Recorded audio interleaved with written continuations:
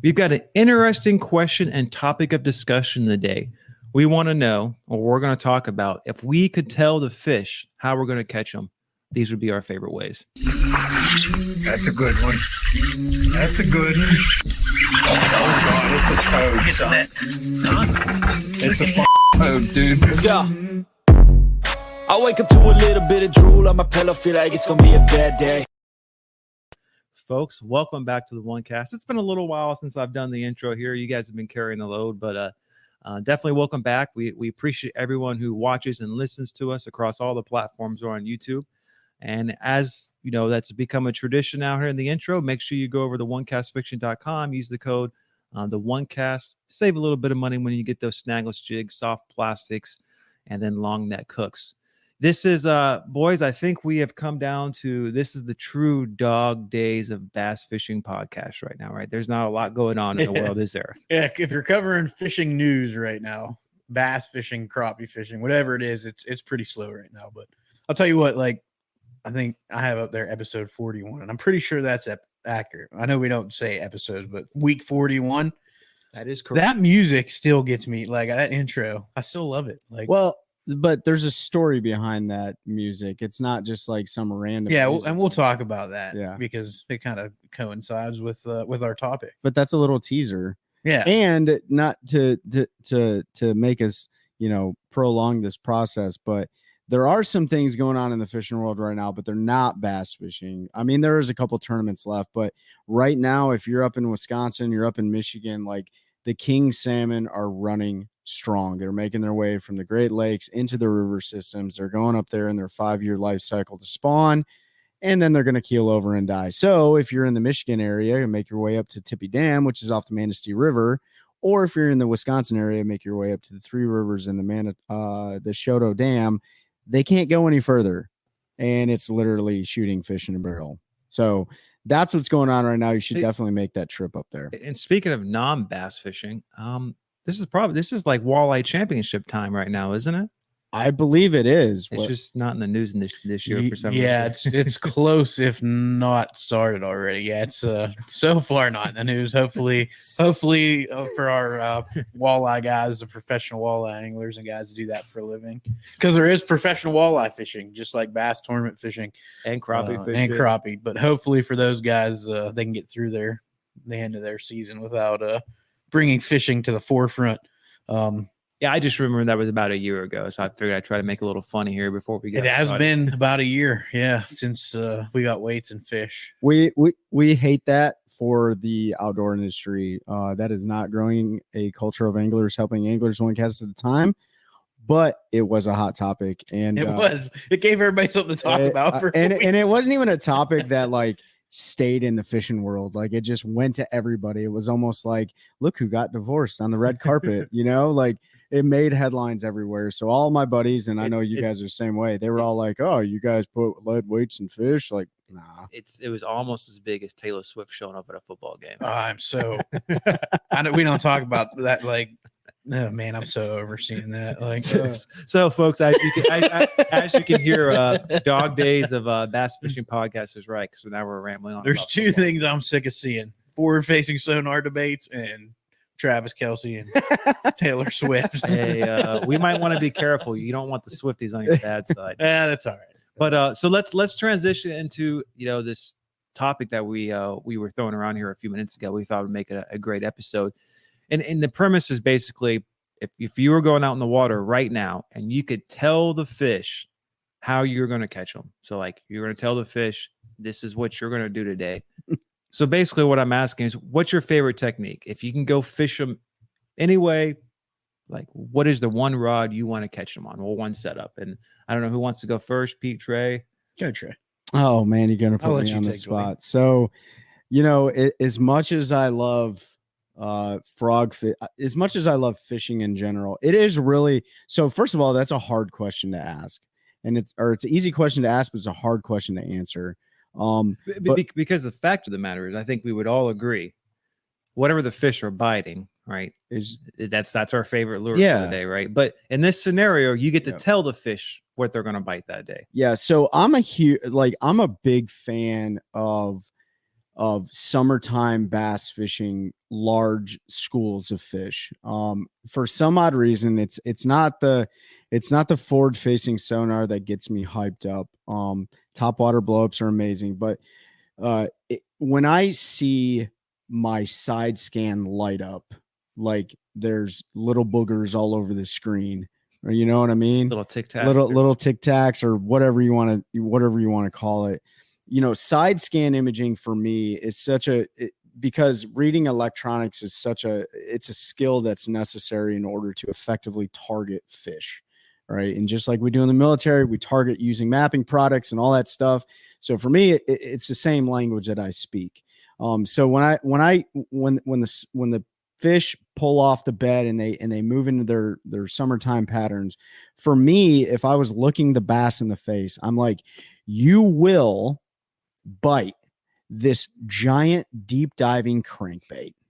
Because when I know that the bass are there, and I know a little bit about what you're going to say, but I just don't like fishing in the blind. Like to me, it's not fun.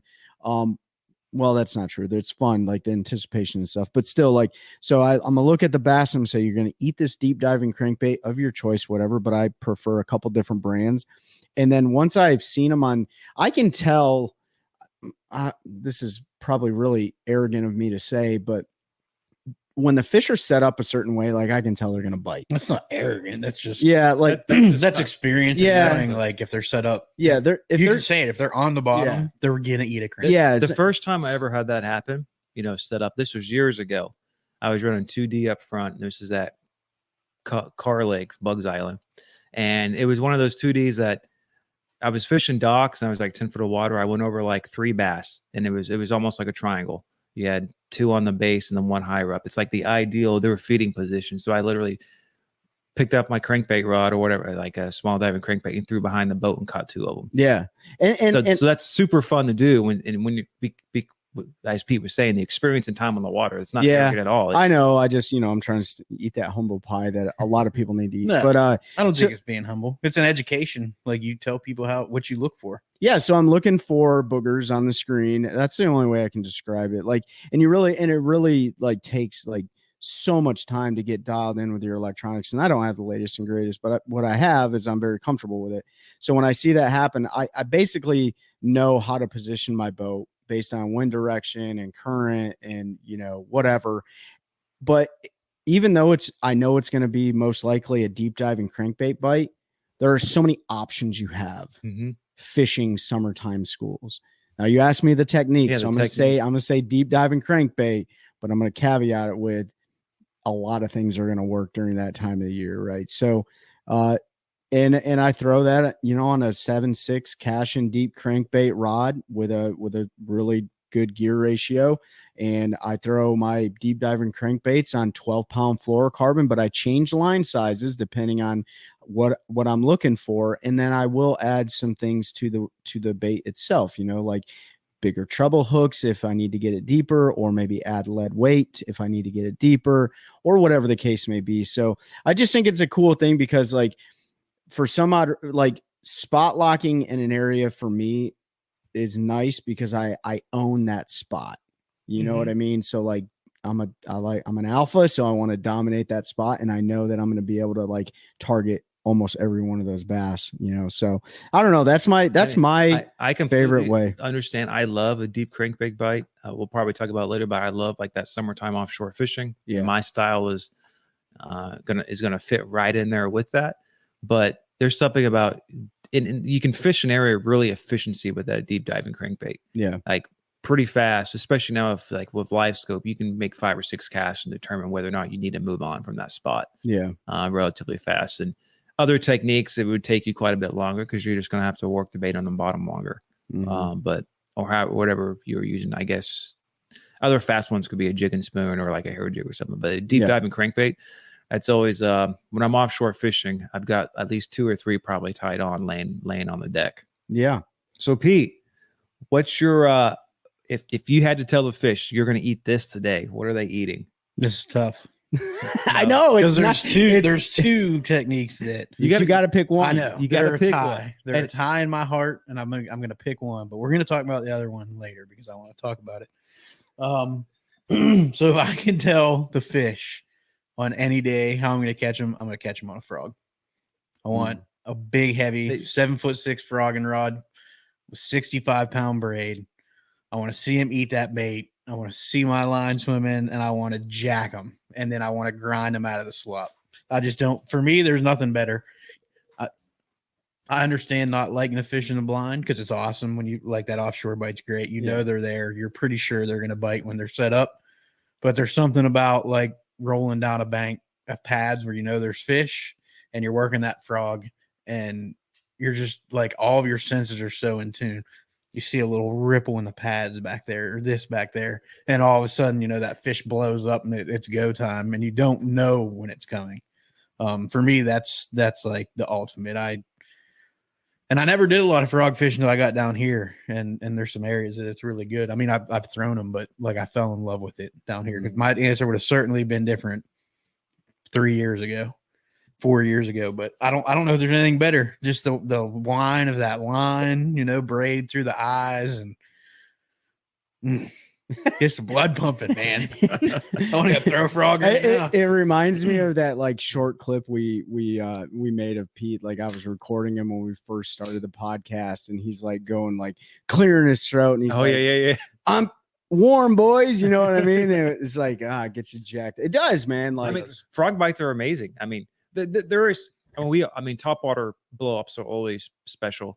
Yeah, we always enjoy them. There is something about that big frog bite, especially a big fish on the frog bite, sucking it in and fighting it through, you know, that thick. The buzz bait can be equal, but like for me, it's not the same as like when you're throwing a pop R or a walking bait, because usually when you're throwing those, you know, there's either schooling fish or you're around that bait, and you have a pretty good idea that fish you're gonna have a shot at them biting that, right? Like there's not as much anticipation for the bite. Question for you though: what type of frog are you using? Like a buzz toad, a popping doesn't matter. frog, or a walking frog? Any of no, you got to three. pick one. No, any. you got to tell the Honestly. fish which one you're he's gonna. gonna.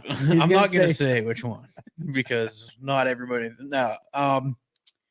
So either a hollow body, not a popping frog, just a regular hollow body like walking frog, or a buzz toad. Either of those two, because they kind of cover the same part of the areas of water that you're fishing.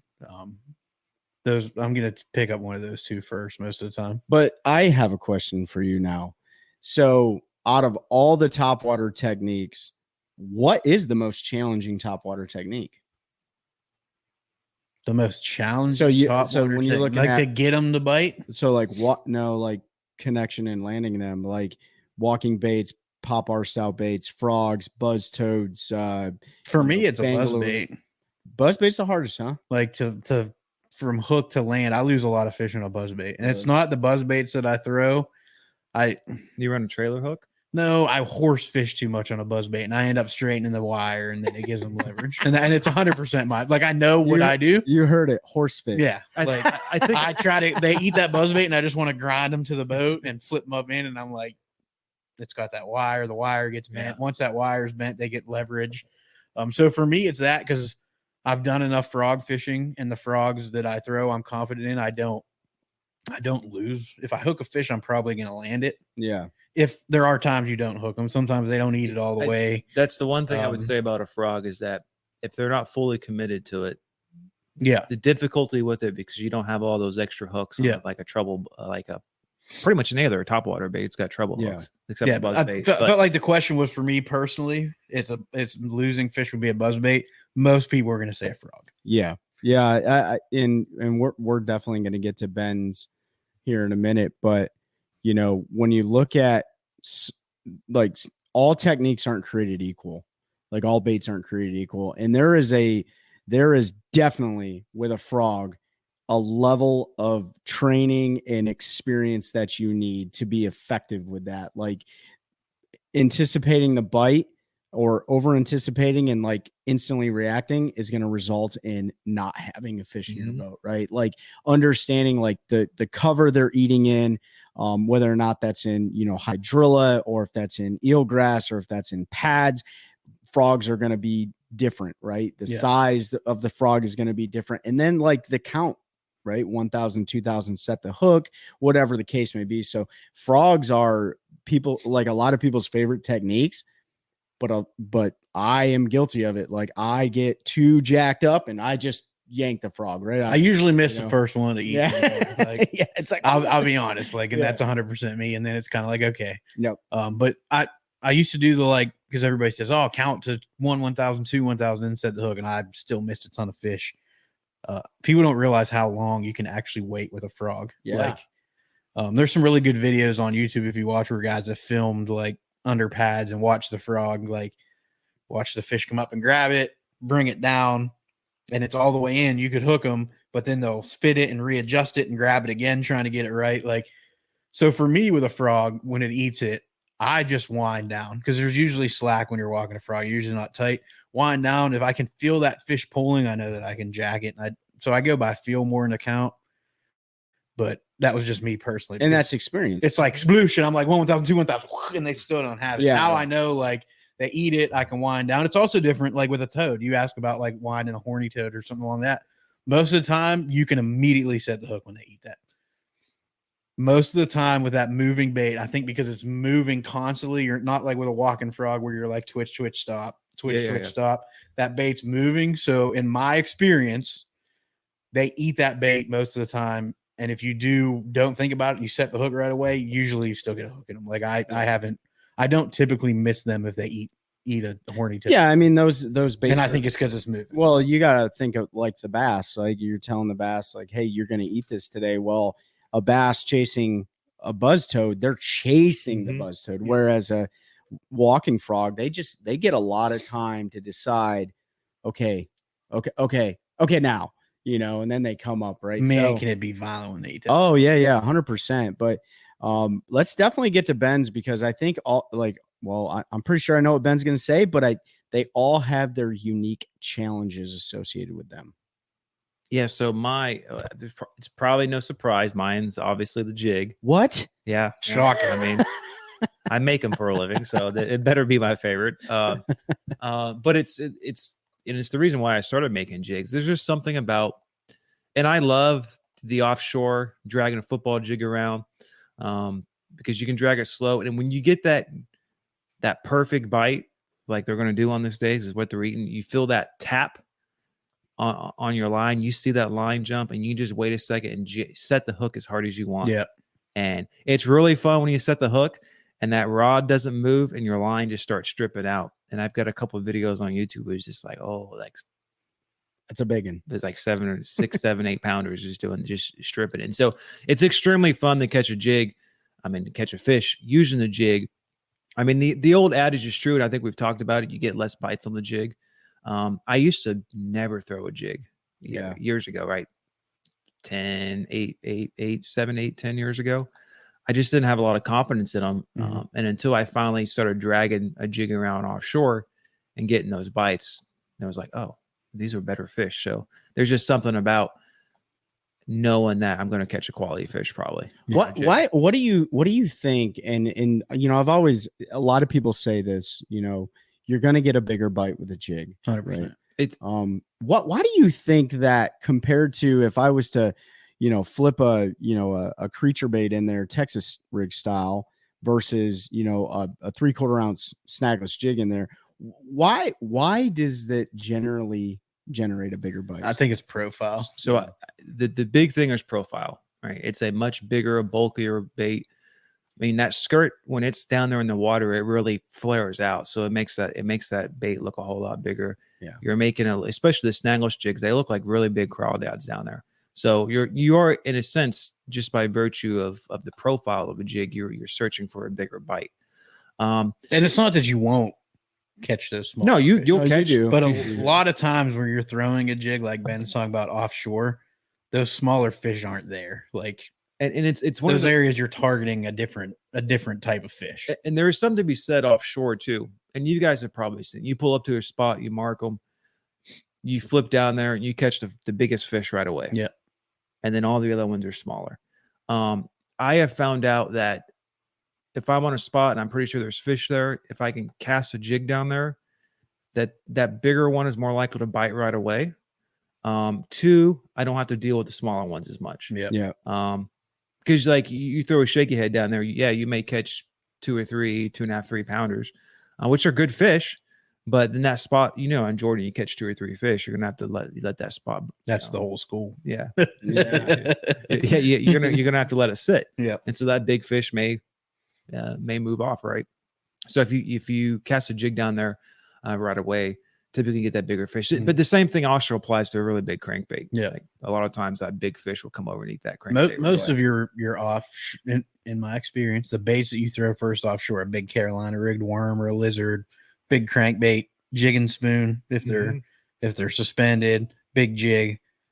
Like I think that's why that big fish most of the time, and you'll hear all the pros, everybody say it. Most of the time, that first fish you catch is going to be the biggest fish in the school. Yeah.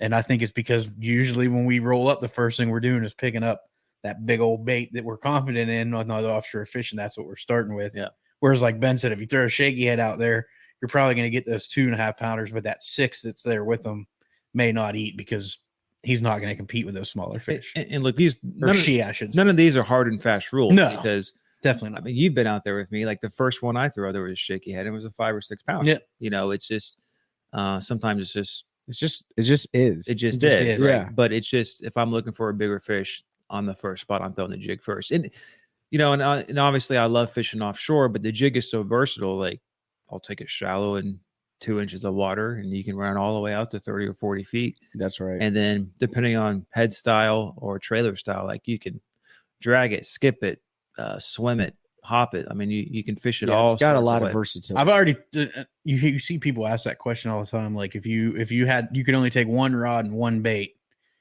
and you had to catch fish, what would you take? And I'm 100% of the time going to take a jig because I can fish it fast, I can fish it slow.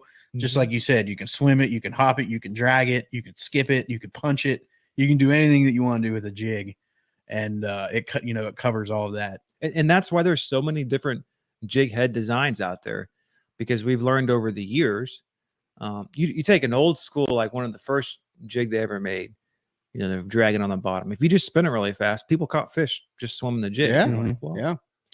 Let's start designing them so they're designed to come through cover and stuff better. And if you look at those first jigs, like you said, those heads almost look exactly like our swim jig heads of today. They were pointed most of the time. They look like a bullet weight, which is what a swim jig head essentially looks like. And like you said, people figured that out, and then they started messing, because try to drag that through rock and you're going to lose some jigs. It's interesting. Like all the techniques that we just talked about, they're old school techniques.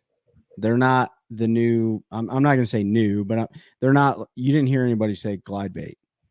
You didn't hear anybody say what's another new technique that came out, like Nico rig, right? You didn't hear, like, everybody has their own like flavor and stuff, but like the techniques we just talked about, they're old.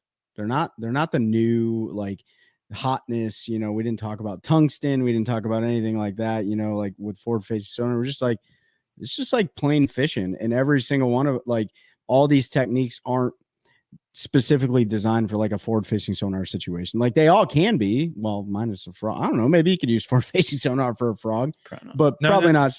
So I have on top water before. If you get out there, you can kind of see on the top of your screen, like when you're popping your bait or moving it, that there's little disturbance. Yeah. So you can see it. Yeah, but stuff I fish, you're not going to see anything. Yeah. Well, by the frog. But yeah, with like a walking bait. Like a walking bait, and you're doing like a brake line or something around docks, I've definitely seen fish follow my top water.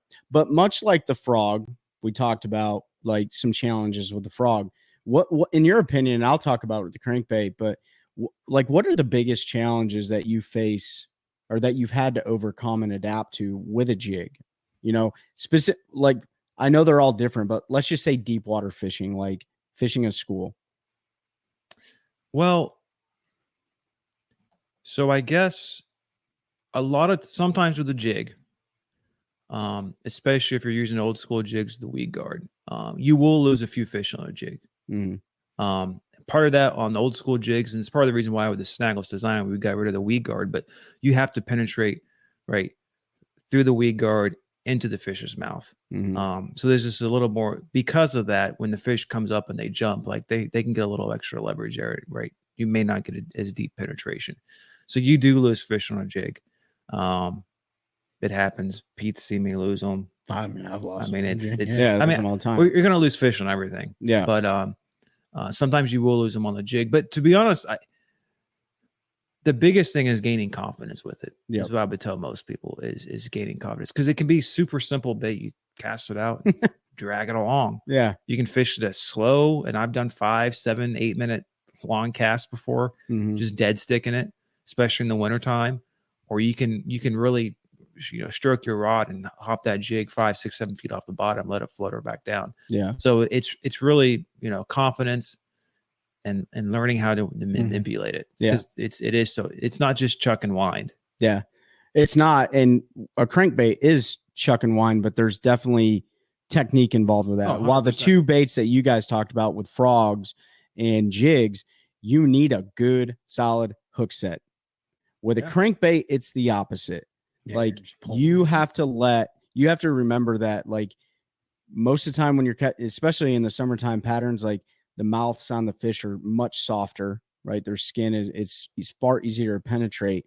And I see a lot of people make that mistake with crankbaits where they, just want to jack them in the face. Well, a lot of times you end up ripping a hole in their lip or pulling the bait out of their mouth and stuff like that. So, opposite of frog fishing and jig fishing and a lot of other fishing or techniques, you have to let the rod and your body and your line Mhm. and your reel do all the work for you. Like, don't think for 1 minute that you're going to take, like, I don't know, whatever deep diving crankbait and rip their mouth off, because that's literally what will happen. I've seen it happen. Like, guys will come, Oh yeah. bait will come up and there's fish lips, You gotta- just hanging The out. other thing with a crankbait, like if you're fishing a crankbait and that's like you have to change those hooks a lot. Yeah, I that's mean, true. I don't do it if I'm fun fishing or fishing, like a club tournament or something. But bigger tournaments when I fish, every fish I'll change my hooks Yeah. because, like you said, a little bit of dull on those hooks with the softer mouths, you start tearing bigger holes. It's easier for them to get leverage.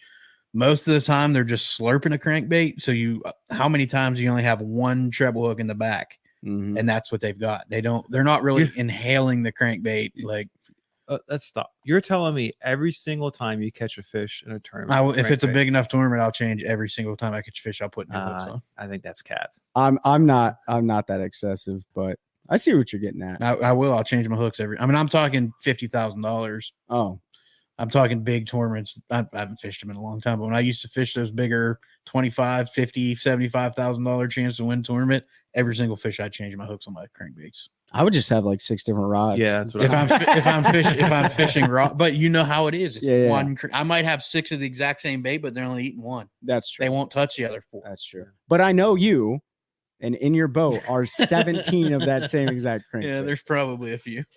Yeah, so I might have been a little bit. You're right. We talked about it.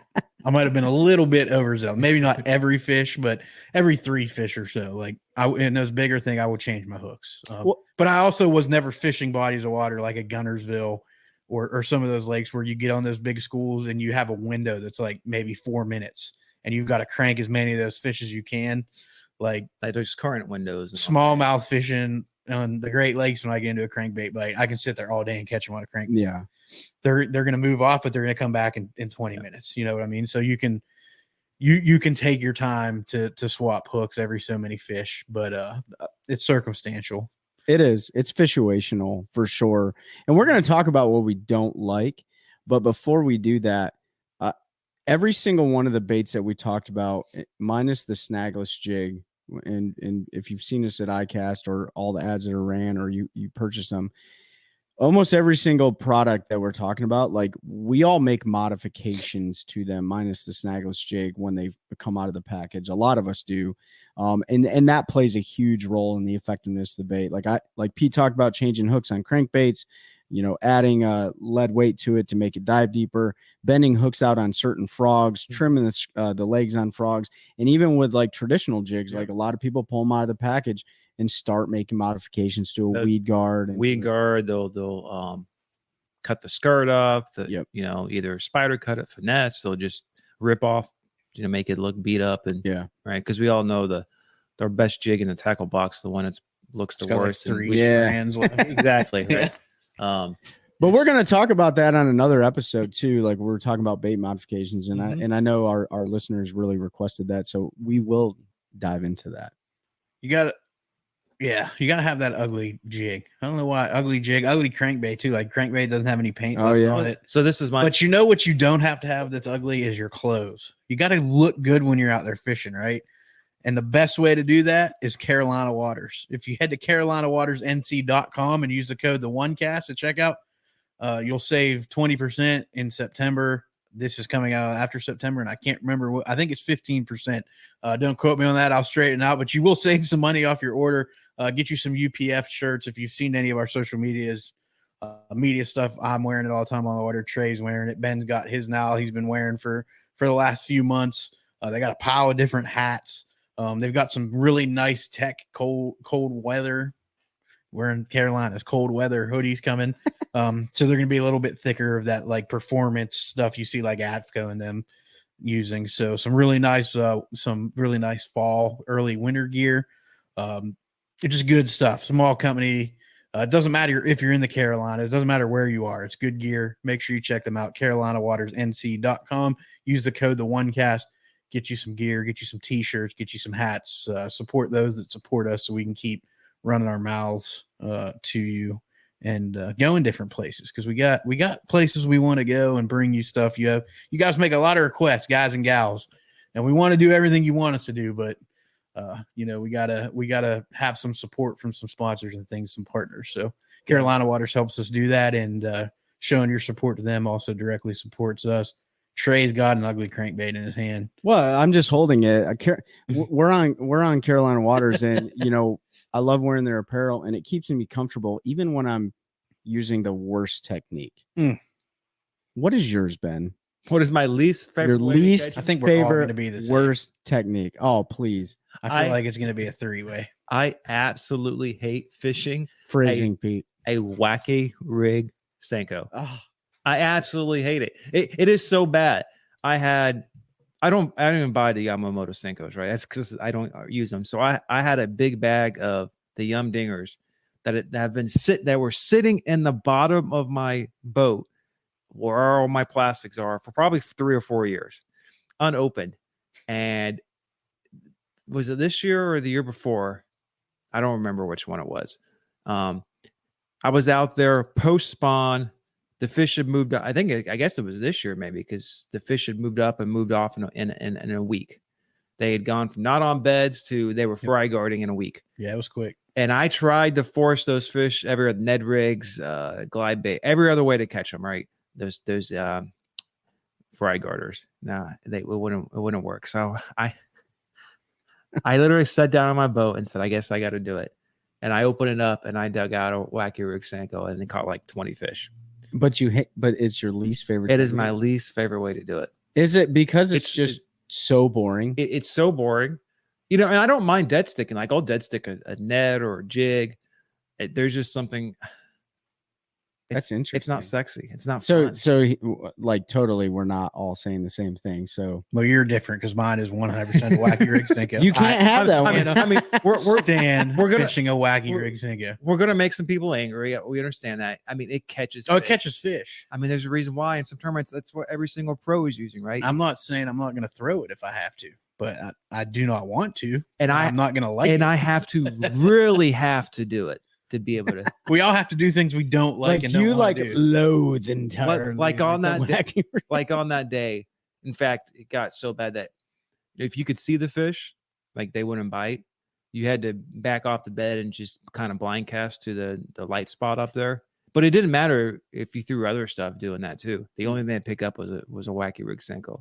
Okay. They wouldn't even pick it up Texas rigged. I even tried going Texas rig It's Senko. literally the wacky rig Senko is the worst, most Ah. boring. Gosh, you know what? I thing feel to like I'm fish the odd in the man out. Like entire I love world. the Sabine River and these guys hate it. And but I mean, it might not be your least favorite trade, but there's no way that you rank throwing a wacky rig up there very high.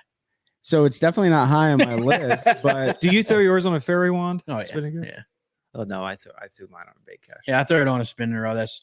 I mean, that's from being in the north, and that's just what I'm comfortable doing. Like, I probably should transition, but because this it works for me. I don't Dude, lose fish. The like, stick baits are heavy enough to throw on. oh yeah, absolutely. Most of your They are, bait but casters. a lot of guys can't skip a wacky rig stick bait with a bait caster like they can a spinning rod either.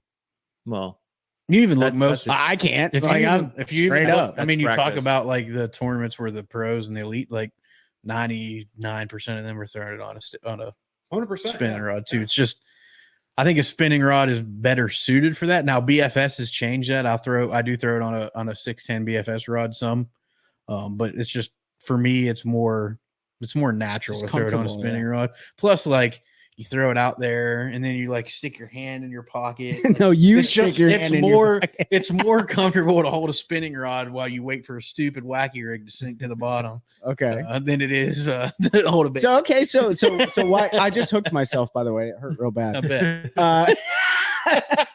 I'm actually bleeding right now. Why do you not like it? For the same reason. It's just No, you boring, have man. It's like the most boring technique in the entire world. It's There's almost nothing. The bite's not exciting. Like it's literally just like, okay, it's been sitting there for 45 seconds. I'm gonna pick it up. Oh, it's a little mushy. Oh, there's a fish there. Sometimes it's like, oh, my line's swimming. I guess So one has it. that is one thing, is that a lot of times on those bites your line would just swim away. Like Yeah. you don't even feel the bite. Or it just goes slack if they hit it on the fall. It's not like they're like, oh, something to eat. Boom, and they thump it. And you're like, oh yeah. Like It's just like you don't get okay. that tap, that thump. There's just nothing exciting about it. Even like Ben was saying, like with a Ned rig, which is not high up on my list, but at least it's usually a little bit of a tink, almost like a jig when they eat it. And see, I love the Ned rig, I know you do. Yeah. and I fish it in ways that a lot of people like. I'll fish them in offshore brush piles, a little bit different. Yeah. And I got such confidence doing that. I'm like I rarely fish going down the bank with it though, because that does get boring too. Yeah. Throwing a net up against the bank and just lifting it up and letting it fall back to the bottom and working the way back to the boat. If I had to pick something different just from a wacky rig to be different than Ben, if you're saying I do that, it would 1,000% be a shaky head.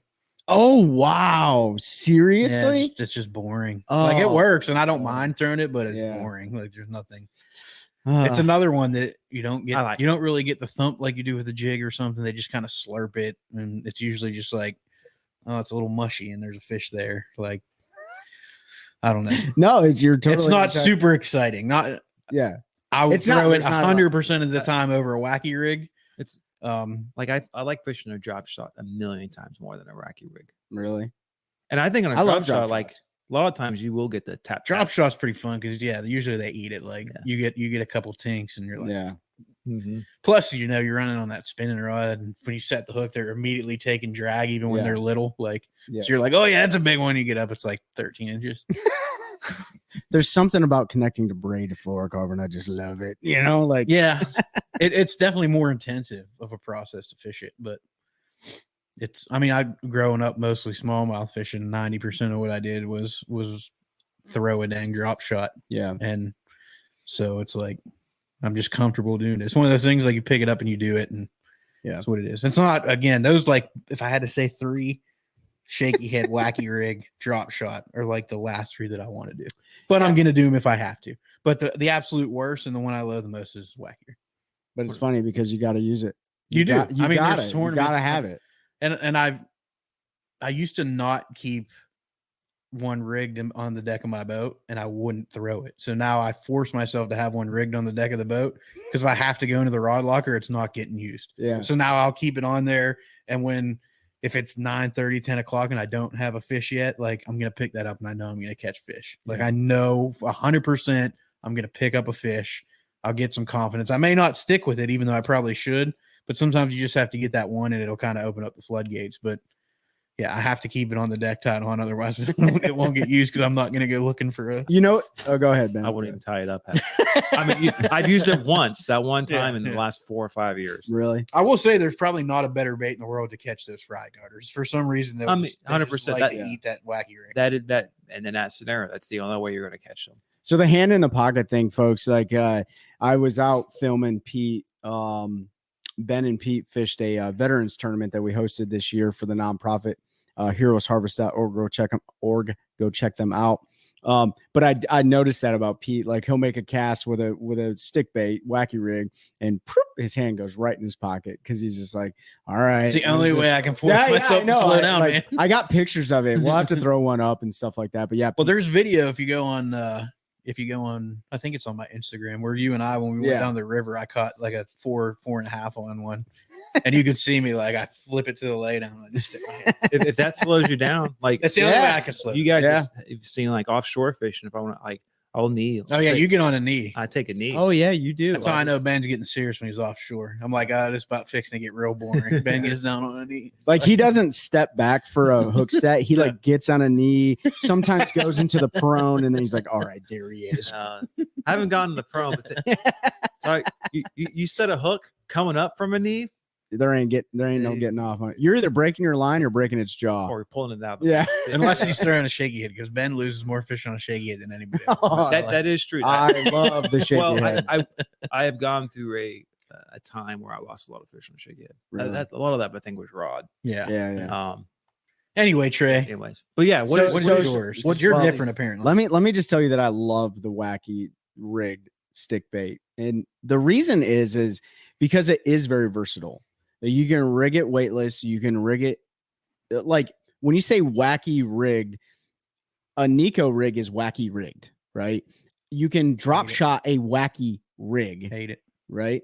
So it is versatile, but I love it because it's my number one spawn, like bait, like hands down.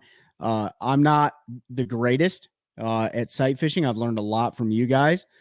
But I'm not the strongest at sight fishing. I can catch them sight fishing.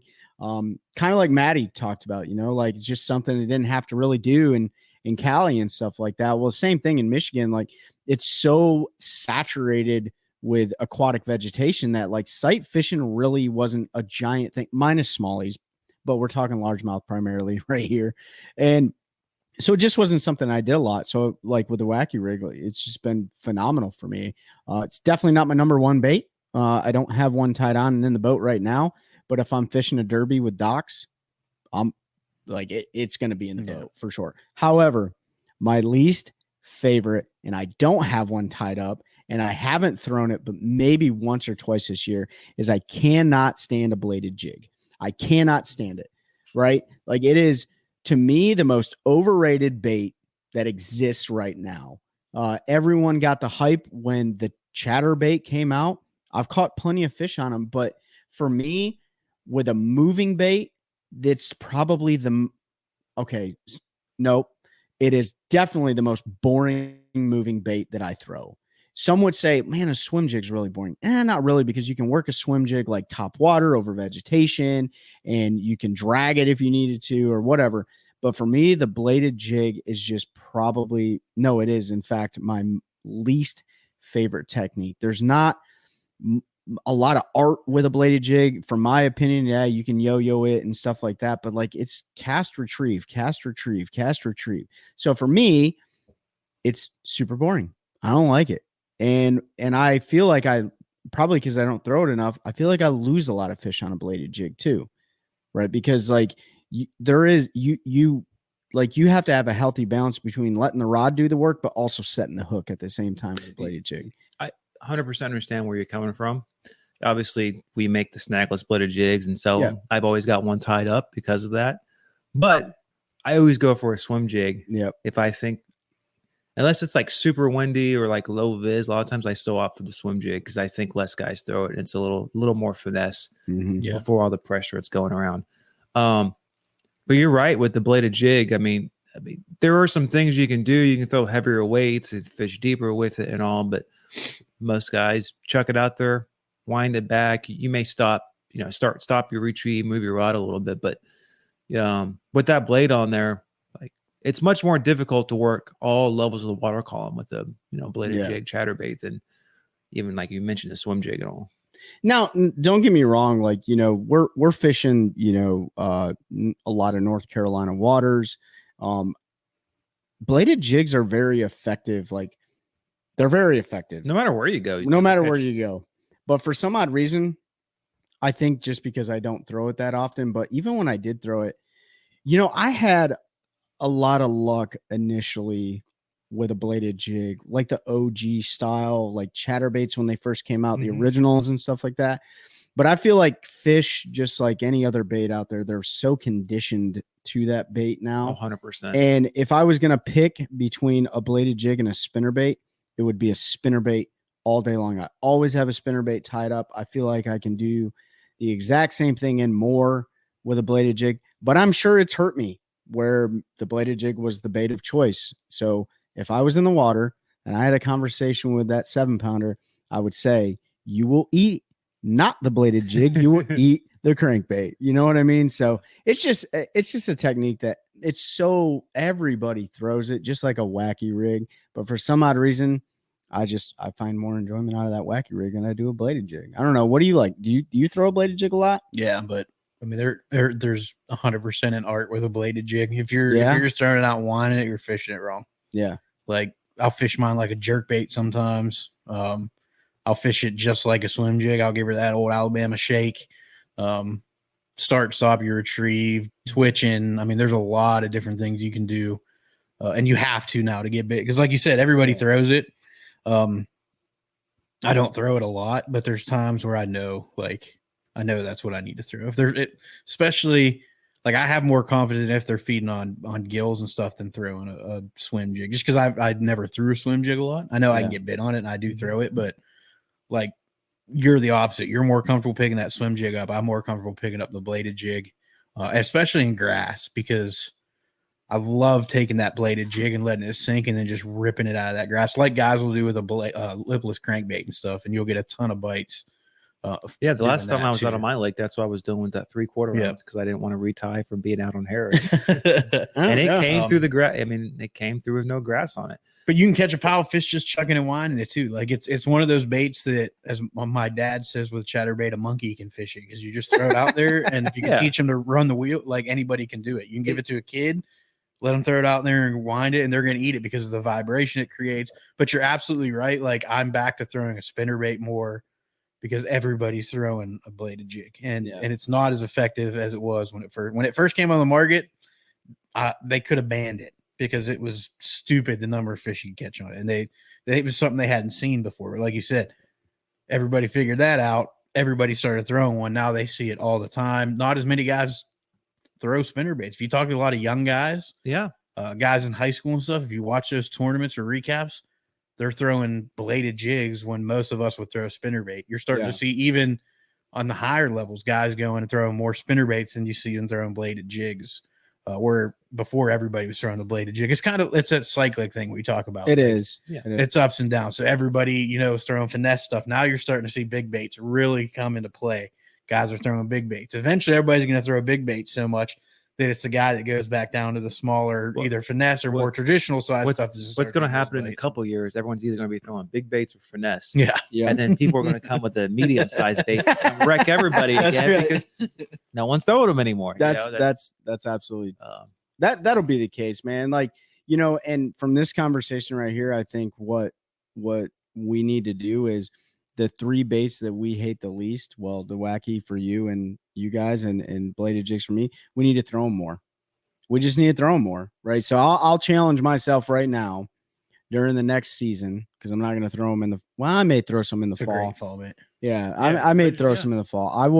I will own up to this. I will tie one on before I go fishing the next time, and I will throw it so I get better at it. I will say that the snagless bladed jig is a very great bait to slow roll. It's a great bait to slow roll. And that's with every one of these baits that we're talking about. Brands are cut from different cloths too. So they all play a different role. Some, like when that Berkeley slobber knocker came out. Yeah, I got 2 of them. I haven't caught a single fish on either of those. I'm not saying they don't catch fish. I just don't throw it enough to catch them. So maybe I need to take the snagless bladed jig, the OG original chatterbait, and that's what I'll do. I'm going to tie those 3 on. I'm going to tie those 3 bladed jigs on, and I'm going to have to post pictures on our Instagram page of me catching some fish on some bladed jigs, because I'm probably going to eat crow by not throwing that enough. I always have a wacky rig tied on too. I just don't pick it up unless I absolutely have to. But Ben doesn't have Ben one. doesn't have one. So Ben's got to challenge Ben's gotta- himself to Ben's put a gotta whack. pick it up. Come on. Nope. It's not the best time of the year to throw it. I will say that. And we definitely want to know, like, you know, your feedback is extremely important to us. Like, let us know, like, your favorite techniques and your absolute, like, I don't even want it in my boat technique, because, you know, that it makes for good conversation, you know, and it's not about forward facing sonars. That also makes for a great conversation too. So Let me correct myself. I've used the wacky rig twice in the last 5 years. 5 years, 2 times. Probably. I told you to get the one. The other one, I was having trouble offshore. I was like, you know what? Let's wacky rig this brush pile. So I caught one out of it too. no, I rigged up and I watched on live scope. It sank down. It took about 20 seconds. I was like 15 feet down, 15 foot, right? But the brush pile comes with a 7 or 8 foot. So it took a long time. I broke off right away. And I said, I'm not throwing this again. And it took 5 years to tie another one on. You speak of that brush pile, which about the wacky rig. That is something that I don't think a lot of people really understand. And somebody, I won't name him, but he told me, he was like, you are doing yourself a huge disservice if you can't get fish to bite in the brush pile. Like, a deadly technique is to either weight or weightless a wacky rig over the top of a brush pile, because you can keep it in the strike zone the entire time. And unlike, you know, what's that rig called that we use with the little minnow? What's it called? Demiki rig. Yeah, Demiki rig. Geez, sorry. Unlike the Demiki rig, like, everybody knows, like, the stupid stick bait gets bit. Yeah. And so, like, a lot of times those fish will come out of a brush pile where of course, you're forward facing sonaring it, but you're looking at it, and they will come out and they will crush that thing. It's not applicable every time. It. No. They just They eat it. And that's why I picked that's why I picked it up that day. Because I know it's an effective technique for guys. But that's why I use a net a lot. Yeah. You know, an 1/8 ounce net with a little TRD and 20 foot of water. Gosh, I got to do that too. I caught some big fish. Those are the two techniques Trey is challenging himself in the 2024 season to throw a bladed jig and throw a Ned rig. Those are the two things I do not. The only time I really use the Ned rig is when I'm almost using the OneCast Fishing snagless version of it, right? The weedless, right?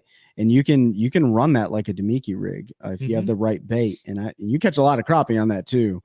Well, like in the spring, especially around the spawn, I'll take those weedless nets and I'll put in that little 3.5 inch stinger swim bait. So like I can just run along the bank like I am like a very small swim bait, and then if there's a bed, just in that time of year, typically I'm using a pearl one, a white one, and just drop it right on the bed. Yeah. And so it becomes dual use at that point. As I'm searching for beds, I can just catch a couple extra fish here and there that are cruising around. Yeah, for sure. I can't wait to go jack them off a bed in a couple months. Couple months. Are you going to Florida? Ain't that long, man.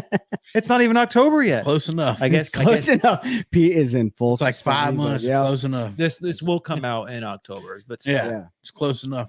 We're getting there. 6 months, almost half the year. That's fine. That's a couple months. Pete, that's what I want you to be for Halloween this year. I want you to be a bed fisherman. How do you do that? But I don't know. Put that costume on, walk around with a giant flipping stick in your hand, or a wacky rig, whatever, and we'll go from there. You'd never see me throw a wacky rig. That sounds like a viral video of bed fishing. We need to take like an air mattress out. Yeah, that's oh man. Well, hey guys, you got anything else for the fans? No, it's been 41 weeks of us putting stuff out. Appreciate everybody listening and getting involved. We do have a pretty big giveaway coming with a bunch of cool stuff. I know I keep saying every episode we're going to announce that. We just haven't had time to sit down and hash it out yet. So we're going to do that. It's coming. It's coming soon. We got all kinds of good stuff to thank y'all. And I mean, the longer it takes for us to do it, the more stuff we keep getting. So yeah, it's just getting better for y'all the longer we wait. Maybe we'll try to do it for the holiday and just a nice Christmas gift. But you should see the hats come out by the time this episode. So if you haven't got any of the OneCast swag hats, t-shirts, hopefully there's still some left. If not, then I'm sorry I mentioned it, but we'll eventually get some more. We are doing a limited release of some OneCast merchandise, TheOneCast merchandise. You get a free sticker when you order. So check that out on OneCast Fishing. We have a page on there. We're using their store just because it's easier than us setting up our own, if I'm being honest. So we're going to go through there. We'll get that shipped out to you. Trey will sign your hat if you want him to. I got a Sharpie right over here. Let's send it, boys. If you're watching this and if you're down around Lake Lanier, we're going to be down there in 2 weeks. So What if we started signing the inside of all the hats? Yeah. Like with real signatures? Yeah. Oh, I was going to be like We can sign all Taylor Yeah. Swift. yeah, Swifty for Yeah. life. I mean, we Um, could do that. You never know. We could be famous or infamous. So, More than likely infamous. yeah. Here, we can write little secret messages. Oh, that would be Yeah, you may cool. get a secret message in your hat, so you might want to look under the band. Under the that's a sweatband, pretty good idea. There might be a secret message where Trey will tell you how much he loves you. But no, seriously, we appreciate everybody's support. It's been cool. It's been a ton of fun. We started it. We've talked about it a few times, but we always sat around and talked about fishing, decided to record and put it out there for y'all, and it's opened a ton of doors for us. But where I was going again is this is coming out in a couple of weeks. We're going to be at Lake Lanier. That'll be 2 weeks from when this episode drops. I'm looking at the calendar up on the wall. About 2 weeks from when this episode comes out. So if you're down in that area, the NPFL is coming down there for their final vet. We won't be there for Blast. Well, Ben and I will not be there for Blast on the first day. I don't know what Ben's travel plans are. Trey is talking about maybe going down for the whole week. I'll be there for weigh-in Thursday, and then we'll be there Friday, Saturday, all day. We'll see them lift that AOI trophy. Somebody, hopefully, our friend Todd Goad. But we have a lot of friends that are up there close, so we wish them all luck. But I'm hoping Todd pulls it off because he's a good dude. Yep. Enjoyed talking to him. If you haven't listened to that episode, check it out. But if you're in that area, come check us out. If we have hats and shirts and stuff left, we'll bring those with us. Might even set a few aside so we have some to bring down. We'll see how it goes with those. But if you can come see us, come check out the NPFL. They put on an awesome event, drive-through weigh-in. You get an opportunity to talk to the guys and gals that fish it. They're super open with letting folks in and around the trailer and stuff before weigh-in. They do rope it off during for safety, but if you get there early, Paul and Brad and those guys are more than happy to talk to you. Go check out the blast off. Go check out the weigh-in. Come hang out with us. We're gonna do a live like we do every week, but it's gonna come out as an episode that Friday when we're down there. I think we're gonna do it with Paul and Brad. We had talked about it before. I need to confirm with them. But we'll let everybody know if we're going to do that in a public space or not. So maybe you can come watch us make a fool of ourselves and talk. I'm still going to sign your hat. Yeah, Trey's going to put a love message in your hat for you. And make sure you check out those veteran organizations we talk about. We're going to have Mike, I know you listen, so we're going to have you come on pretty soon to talk about FX3 and what you're doing for our veterans. That are struggling with suicide and getting them out fishing and doing all that stuff. So make sure you check out fx3inc.org. Check out Heroes Harvest. Is it .org also? Yep. Heroesharvest.org. Make sure you head to Facebook. Check out Special Operations Bass Anglers.